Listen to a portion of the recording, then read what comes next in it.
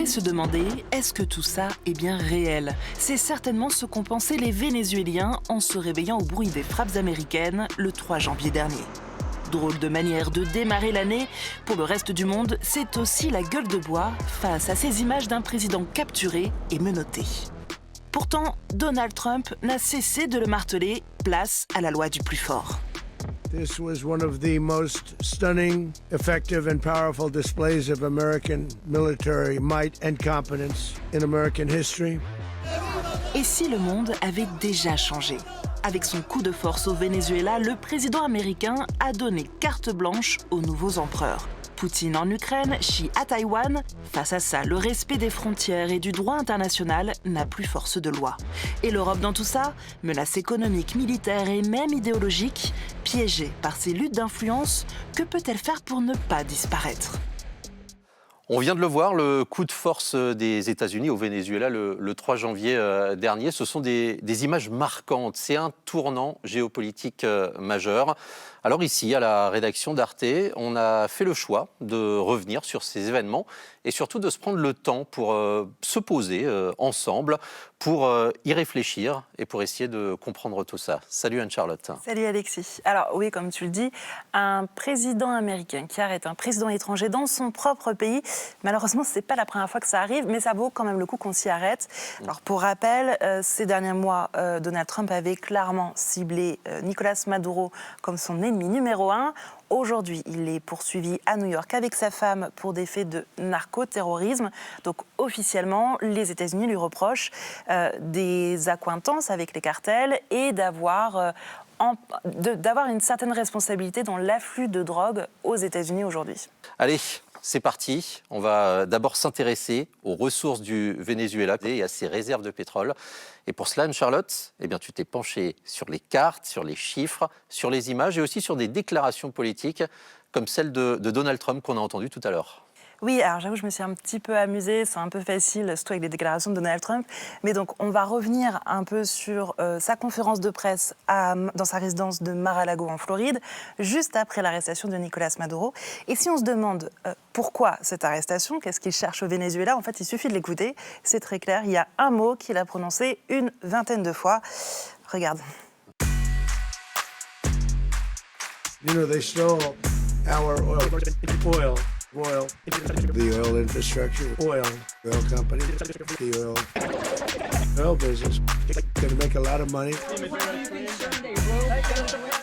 On peut gagner beaucoup d'argent, c'est ce que vient dire Donald Trump avec le pétrole. Ce mot oil, oil, oil qu'il a répété plein de fois. Et c'est assez limpide, donc c'est pour ça que le Venezuela était dans le viseur pour lui. Ah oui, là, clairement. Enfin, cette dimension business est totalement assumée. Et c'est peut-être un peu ce qui est nouveau avec l'administration Trump, c'est qu'auparavant, on avait une justification quand même au nom de valeurs occidentales pour des interventions militaires à l'étranger. Là, il y a un mot qui a été totalement oublié dans ce discours, c'est le mot démocratie. Trump ne l'a pas prononcé une seule fois. Alors, pourquoi le pétrole au Venezuela? Pour comprendre un peu cet aspect-là, je te propose de commencer par regarder cette infographie. Si on divisait le monde en fonction des ressources en pétrole que chaque continent détient en théorie, sans surprise, le Moyen-Orient devient le premier bloc. Mais le pays qui a les plus grandes réserves d'or noir au monde, c'est justement le Venezuela, avec plus de 303 milliards de barils en stock. C'est un peu plus que l'Arabie Saoudite, environ 3 fois plus que la Russie.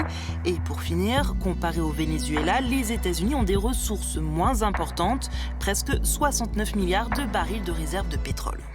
Donc en gros, Anne-Charlotte, le Venezuela est le pays de l'or noir par excellence. Oui, c'est ça. Mais alors, il faut nuancer un peu parce que, comme toujours, comme on dit, le diable se cache dans les détails. Et les détails, justement, c'est pouvoir faire la distinction entre deux aspects, entre le potentiel de ressources, tout d'abord, qui est une estimation, c'est-à-dire qu'on sait que les réserves sont là et bel et bien là, et puis de l'autre côté, ce qui est réellement exploité, en gros, ce qu'on extrait du sous-sol pour pouvoir le vendre ou pouvoir le consommer ensuite. Oui, c'est ça. Et quand on commence à s'intéresser du coup au classement des pays producteurs de pétrole dans le monde, et ben là, le rapport de force s'inverse totalement et le Venezuela est loin d'être le premier. Regarde. Le premier producteur mondial de pétrole, ce sont les États-Unis. Ils sont capables de produire plus de 20 000 barils par jour.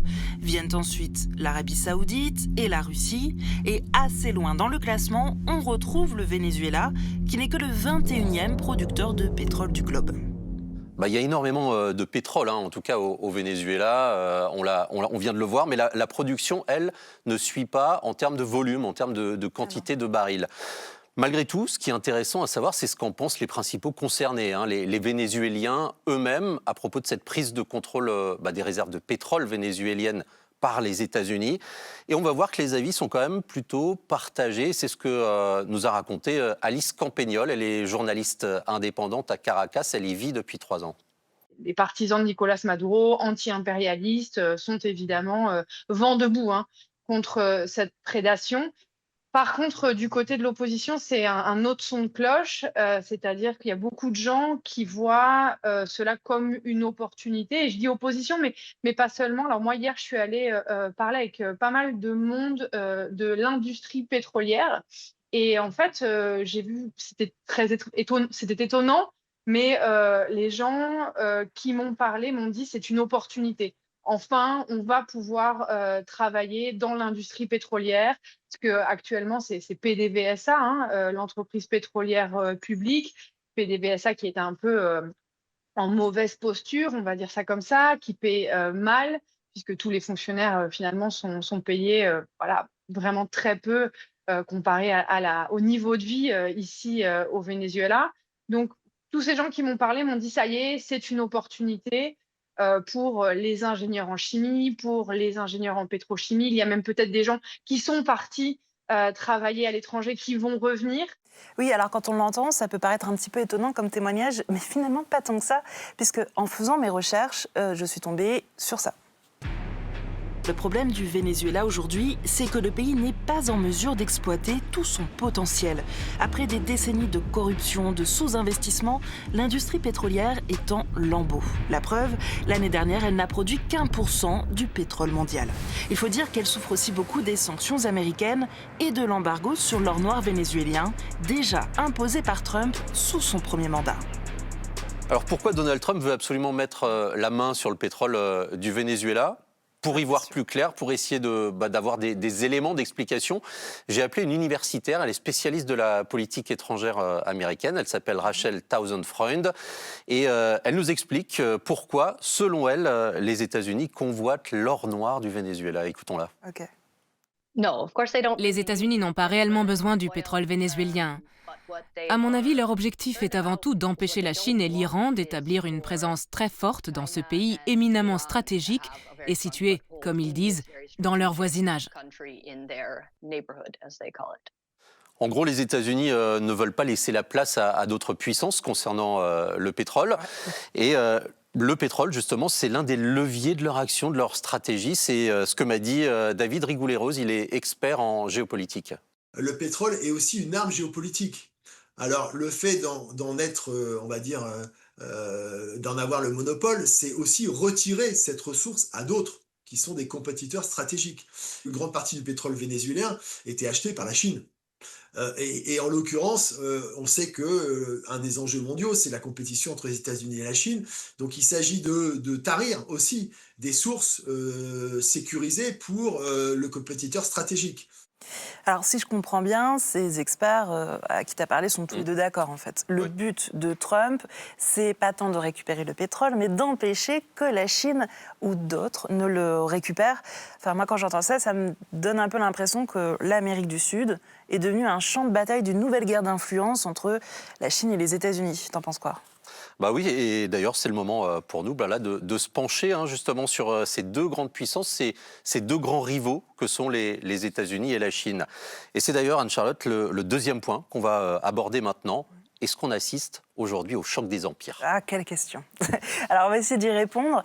Mais avant de commencer, ce serait peut-être bien de se repencher sur des événements qui ont eu lieu début janvier en pleine mer et qui prouvent une certaine escalade. Pour rappel, le pétrole vénézuélien est placé sous embargo par les États-Unis depuis plusieurs années.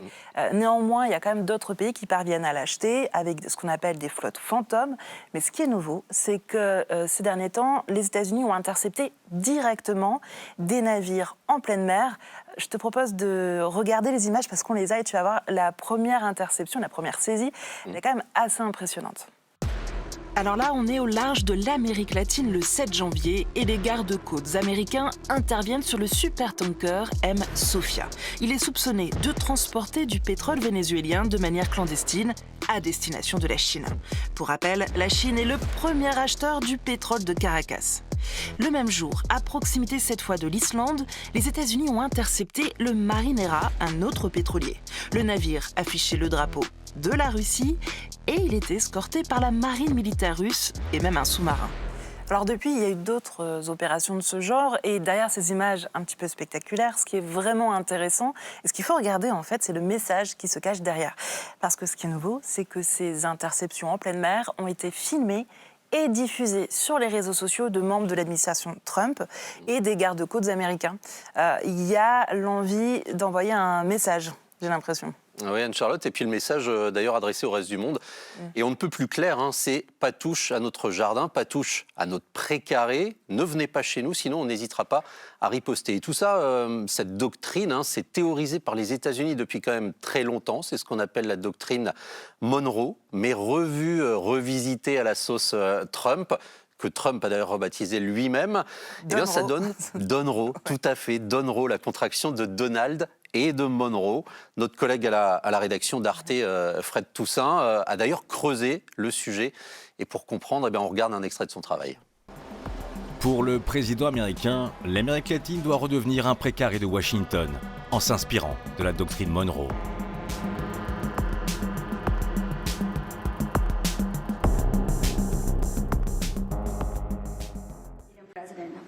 Comment envisagez-vous votre relation avec l'Amérique latine et le Brésil ? Super, ça devrait être super. Ils ont besoin de nous plus que nous avons besoin d'eux. Nous n'avons pas besoin d'eux. Ils ont besoin de nous. Tout le monde a besoin de nous. Dès son retour dans le bureau ovale de la Maison-Blanche, Donald Trump avait annoncé la couleur. Les États-Unis vont reprendre le contrôle en Amérique du Sud. Mais qu'est-ce que la doctrine Monroe ? Ces principes ont été dictés par James Monroe, le 5e président américain. En 1823, il déclarait « Aux Européens, le vieux continent, aux Américains, le nouveau monde ». En clair, il faut protéger le nouveau monde des visées impérialistes du vieux continent, une idée qui dominait jusqu'à la Première Guerre mondiale. Alors pour résumer, si on essayait d'appliquer cette doctrine Monroe-Donroe à la lettre sur l'état du monde, ça donnerait ça. La zone d'influence des États-Unis, c'est en fait tout ce qu'on appelle l'hémisphère occidental. Bref, tout le continent américain du nord au sud, jusqu'à Hawaï dans le Pacifique et le Groenland dans l'Arctique. Mais cette vision s'ajoute à celle de la Russie, pour qui il est clair que l'ex-espace soviétique relève de sa chasse gardée jusqu'à un étranger proche, soit de l'Ukraine à la Pologne par exemple, et à l'est, du Caucase à l'Asie centrale. Et il y a aussi la Chine, qui se considère comme un empire millénaire et qui étend son influence dans toute l'Asie du Sud-Est et les eaux du Pacifique. Alors, soyons honnêtes, cette carte, elle reste très schématique puisqu'il y a aussi des dynamiques économiques, des influences diplomatiques qui se recoupent. Comme tu l'as vu, on ne parle même pas de l'Afrique, parce que c'est un autre sujet, mais c'est quand même une zone d'influence. Un terrain privilégié, en tout cas, pour la Chine. Hein. Pour la Chine, pour la Russie, et puis, on l'oublie aussi, mais pour les États-Unis. Et ce qu'il faut aussi mentionner, c'est qu'entre ces trois empires, si on peut les appeler comme ça, il y a aussi des armes qui ne sont pas les mêmes. Et les armes, justement, la Chine, elle utilise une arme économique, hein, très, très clairement. Elle tisse la toile de son réseau avec les nouvelles routes de la soie. C'est le nom qui est donné à cette doctrine. Étendre une domination économique en sécurisant, oui, c'est ça, partout dans le monde, hein, pas uniquement en Asie ou vers l'Asie centrale. Ça rayonne en fait vers l'Europe, vers l'Afrique et même l'Amérique latine, on l'a vu avec le Venezuela. Alors pour savoir sur quel plan ça se joue, cette confrontation entre les États-Unis et la Chine, j'ai posé la question à Stéphanie Balm, elle est directrice du Centre de recherche internationale de Sciences Po, et pour elle, les rapports de force aujourd'hui sont beaucoup plus d'ordre économique, géoéconomique, dit-elle, que géopolitique ou militaire. Trump et le mouvement MAGA ne recherche pas une confrontation militaire directe avec la Chine. L'objectif, semble-t-il, n'est pas l'affrontement armé, mais c'est bien une logique de reconfiguration des rapports de force économiques, parce que la Chine est quand même devenue le principal partenaire économique de nombreux pays d'Amérique latine. Le Venezuela, c'est sûr, est un nœud stratégique de l'influence chinoise. Ce qui se passe au Venezuela, du point de vue des Chinois, n'est que le début d'une longue série en fait, d'interventions qui viseront précisément à écarter la Chine pour ne plus faire des routes de la soie, une initiative centrale en fait, de la politique de beaucoup de pays d'Amérique latine. Donc là, clairement, l'objectif des États-Unis, c'est de ne pas laisser la Chine lui faire de l'ombre dans ce que les États-Unis considèrent comme leur précaré. Donc on a deux stratégies qui s'opposent. Mais moi, ce qui me marque surtout, c'est que ce que Donald Trump a fait et a réussi avec Nicolas Maduro, finalement, on pourrait se dire que Vladimir Poutine a essayé de le faire avec Volodymyr Zelensky. Oui, c'est ça, en février 2022, l'invasion de l'Ukraine par la Russie. Oui, c'est ça. Bon, il n'a pas réussi, puisque finalement, cette guerre, c'est éternisé, n'a pas été aussi rapide que le Kremlin l'aurait certainement espéré.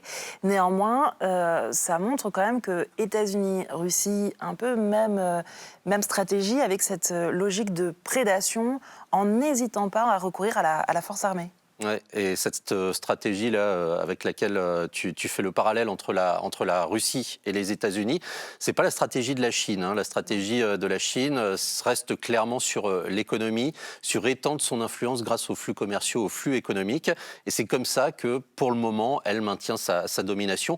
Mais malgré tout, quand on parle de la Chine, quand on parle de Xi Jinping, il y a un nom qui nous vient en tête, c'est Taïwan, exactement. Et que va faire la Chine, qui considère clairement Taïwan comme son propre territoire? Je te propose d'écouter ce que m'a dit Stéphanie Balme. Tous les observateurs de la vie politique chinoise et taïwanaise sont sur les dents, j'allais dire, de plus en plus inquiets, se préparent à littéralement une invasion de l'île, d'une manière ou d'une autre. La grande inconnue, c'est la vision de l'administration Trump sur ces sujets. Vous avez autant de déclarations de Donald Trump qui indiquent qu'il soutiendrait Taïwan que de déclarations indiquant qu'il ne soutiendrait pas Taïwan. Bon, c'est pas très rassurant quand on entend ça. Donc, si on résume, le monde est divisé entre plusieurs blocs. On a d'un côté ceux qui veulent appliquer la loi du plus fort, comme les États-Unis ou la Russie, et de l'autre ceux qui ont une stratégie un petit peu plus subtile en utilisant des leviers économiques comme la Chine. Oui, voilà. Mais alors, tu nous as parlé de Taïwan. C'est vrai qu'en fait, on peut se demander, rien n'empêche la Chine d'utiliser la force armée à Taïwan, et c'est certainement pas les États-Unis qui pourraient la sermonner désormais après ça. Non, c'est sûr. Et puis, il y a aussi quand même la place de l'Europe. Ah oui, c'est vrai, on a presque oublié. On a presque oublié, mais on en a quand même parlé en introduction.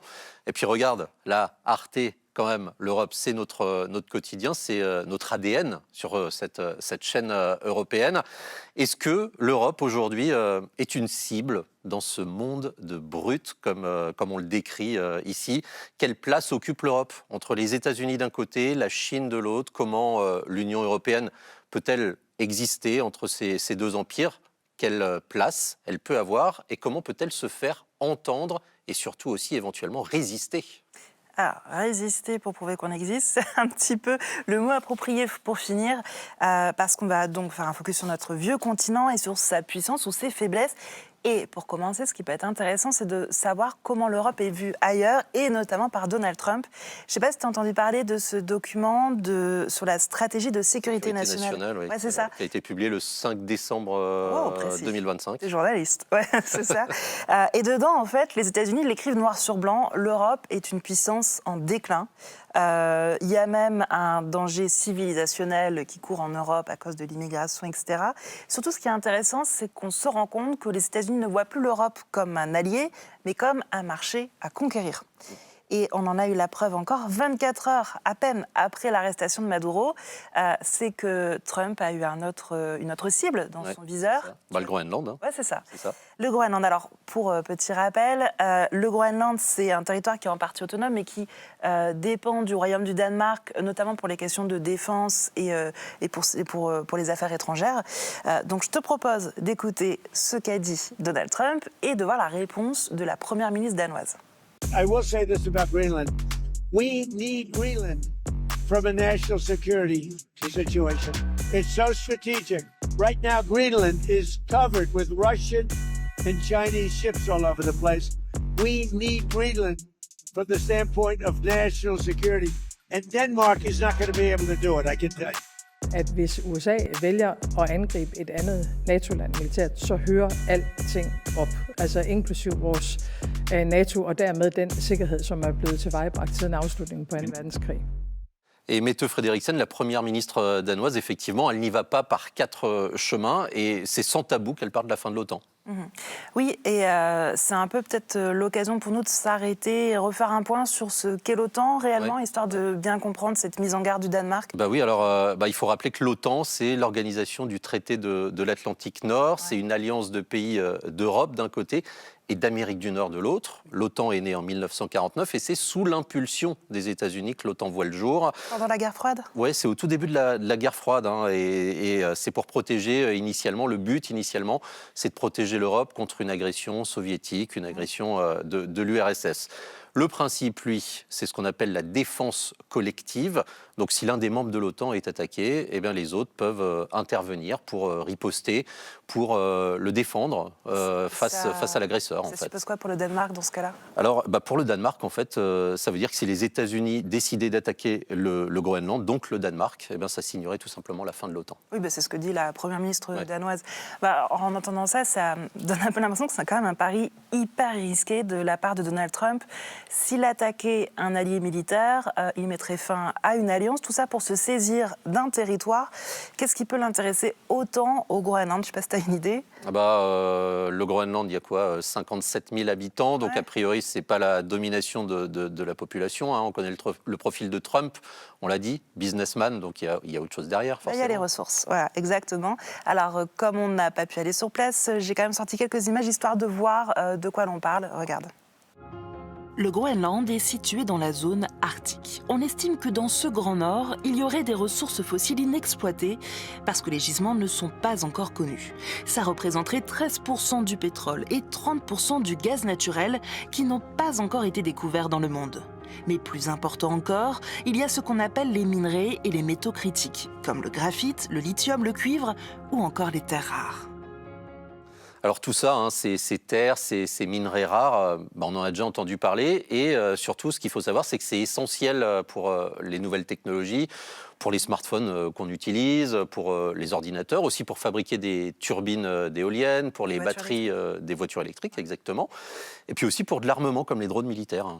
Alors je pense que pour comprendre, le plus simple, c'est de ressortir les cartes.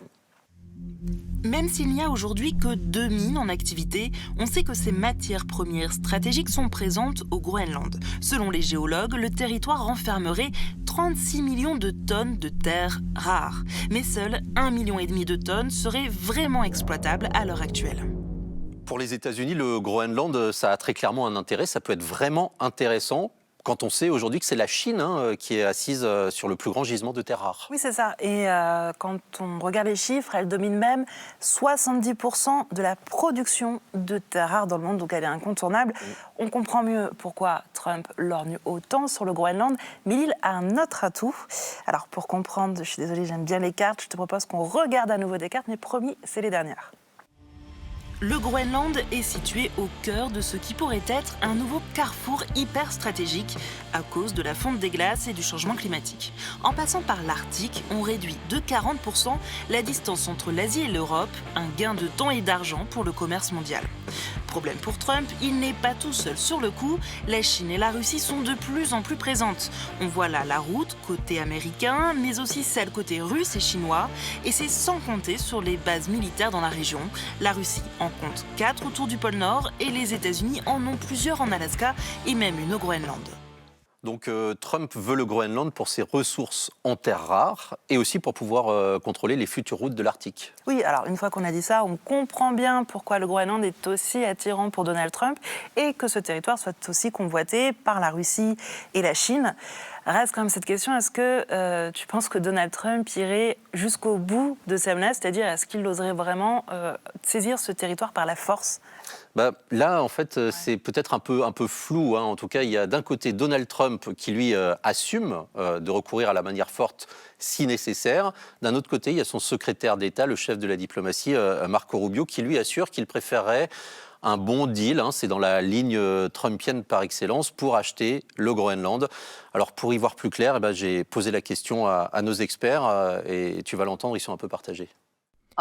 D'un point de vue strictement militaire, une occupation du Groenland par l'armée des États-Unis peut se faire très vite. Mais d'un point de vue politique, c'est très dangereux et très risqué. Et je ne suis pas sûre que ce soit réellement bénéfique pour la sécurité à moyen et à long terme des États-Unis. Donald Trump, dans sa culture, il a une culture transactionnelle. Il est l'option privilégiée, semble-t-il, c'est une option d'achat. C'est-à-dire qui préserverait la forme, c'est-à-dire qu'il n'y aurait pas de préemption brutale, contrainte, mais négociée. Parce que les Européens considéreraient, à tort ou à raison, que ce serait la meilleure option pour éviter effectivement, notamment, l'éclatement de l'OTAN. L'Europe, Bruxelles, Madame von der Leyen et les commissaires sont face à une contradiction qui est assez idéologique, mais l'idée c'est on hiérarchise les menaces. Et dans la hiérarchie des menaces, pour nous, numéro 1, c'est l'Ukraine, c'est pas le Venezuela. Donc en gros, toutes les options sont encore sur la table. Ouais. L'option militaire, le deal immobilier commercial. Ouais. Ouais. Mais alors, si on s'intéresse à ce que pensent les principaux concernés, les Groenlandais, pour eux, c'est très très clair. Récemment, ils ont signé une déclaration commune. Alors, elle a été signée par tous les partis groenlandais qui sont présents au Parlement, même ceux d'opposition. Ouais. Et ils ont déclaré « Nous ne voulons pas être américains, nous ne voulons pas être danois, nous voulons être… » Groenlandais. Exactement. Voilà, alors moi je te propose juste là qu'on en revienne à nos experts qu'on a entendus à l'instant.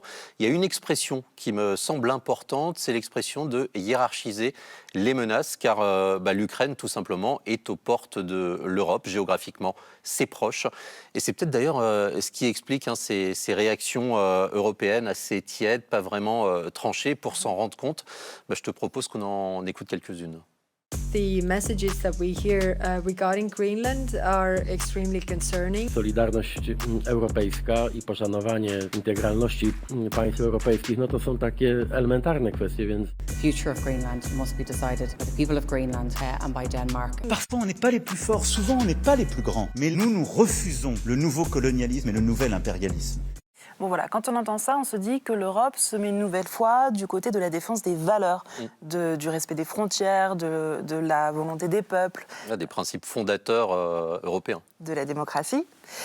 Mais on peut aussi se dire qu'en fait, ces belles paroles, elles n'ont de poids que si elles s'appliquent en fait sur tous les sujets, ce qui n'est pas toujours le cas avec l'Europe. On ne parle pas toujours d'une même voix, surtout. Ouais. Ouais. Et on peut aussi se dire, Anne-Charlotte, que si ça ne reste que des mots, sans acte fort, ça ne risque pas vraiment de dissuader un Trump ou un Poutine d'agir. Oui, mais alors est-ce que l'Europe la vraie question, c'est plutôt est-ce que l'Europe a seulement les moyens d'imposer sa place face à ces nouveaux empires, à ces nouveaux prédateurs? Justement, j'ai demandé à nos experts ce qu'ils en pensaient et ils nous ont livré quelques pistes de réflexion. Les Européens sont toujours très dépendants des États-Unis, et ce pour des aspects essentiels de leur sécurité. Mais les Européens sont également plus forts qu'ils ne le pensent. Ils ont des outils à leur disposition, à condition de parvenir à s'unir. Ils disposent d'outils économiques forts qu'ils pourraient utiliser pour faire reculer les États-Unis. Ils peuvent former des coalitions avec d'autres pays. La grande difficulté pour l'Europe, c'est comment arriver à défendre son projet, à imposer son projet par des méthodes qui ne sont absolument pas les méthodes du monde imposées par Trump et la Chine, sans se renier. C'est ça la grande difficulté. Donc, mais je pense qu'il est aussi très important en Europe de ne pas abandonner le fait que nous avons des ressources, que nous pouvons parler de manière très forte. Bref, on est donc dans un continent qui est piégé entre, d'un côté, sa dépendance sécuritaire aux États-Unis et de l'autre, la prédation économique de la Chine. Oui. Mais si j'ai bien compris, l'Europe, si elle reste unie, si elle porte haut et fort ses valeurs, elle peut tout à fait s'imposer, en tout cas tenir tête aux autres puissances. Je t'avoue que j'ai l'impression d'avoir déjà entendu ce discours. Ouais, parce qu'il faudrait avant tout que l'Europe réussisse à trouver sa place entre ces deux adversaires, ces deux empires que sont les États-Unis et la Chine. Et pour le moment, c'est un peu difficile de s'y mettre, visiblement. Alors pour creuser ça, évidemment, il nous faudrait encore plus de temps pour ouvrir une autre discussion. En tout cas, pour le moment, on va conclure ce qu'on a développé aujourd'hui. Oui, les États-Unis revendiquent clairement de mettre la main sur les ressources d'autres pays, comme le pétrole au Venezuela ou potentiellement les terres rares au Groenland. Oui, c'est ça, mais c'est une manière de se placer dans la course pour gagner la place de première puissance mondiale. Et ça, c'est un duel que se livrent justement les États-Unis et la Chine depuis quelque temps déjà. Ouais, et le problème, malgré tout, Anne-Charlotte, c'est qu'en piétinant le droit international comme ça, les lois internationales, en renversant ainsi la table, les États-Unis peuvent ouvrir la voie à d'autres qui, aujourd'hui, pourraient être assez crédibles pour condamner de manière forte des interventions militaires comme en Ukraine depuis déjà presque 4 ans, à Gaza ou peut-être un jour à Taïwan. Oui, totalement. Alors, si on en croit les chercheurs avec qui tu as parlé, ça pourrait être l'Europe, justement. Oui, c'est ce qu'ils ont dit, oui. Voilà. Alors, est-ce que c'est réaliste ? Alors ça, difficile à dire. La question, en tout cas, est très vaste. Elle mériterait d'être ouverte. On aurait encore, en tout cas, énormément de choses à dire sur ce sujet-là. Voilà, donc on va s'arrêter là. Oui. Et on va vous laisser la parole désormais. N'hésitez pas à nous faire vos retours en commentaire. Promis, on va les regarder. Et puis, d'ici là, comme on dit ici, tchuss ! Salut Anne-Charlotte, tchuss. Salut.